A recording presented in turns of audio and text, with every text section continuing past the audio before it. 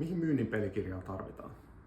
No se on erinomaisen tärkeä työkalu myynnin kehittämiseen, skaalaamiseen ja tehostamiseen.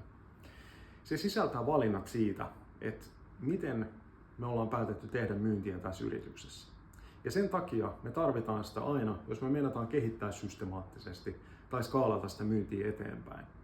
Meidän täytyy olla dokumentoitu ajatus siitä, että miten me ollaan valittu sitä tehdä ja miten me halutaan tehdä sitä tulevaisuudessa.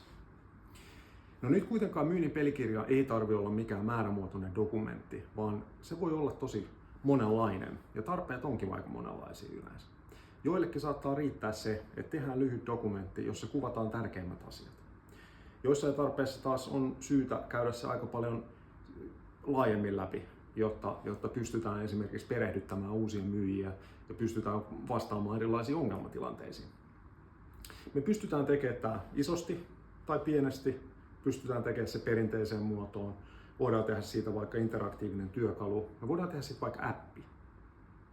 Jos tuntuu, että tämä asia ei ole ihan 100% kunnossa, niin laita meille viestiä, niin joko kehitetään vanhaa tai rakennetaan uutta tarpeen mukaan.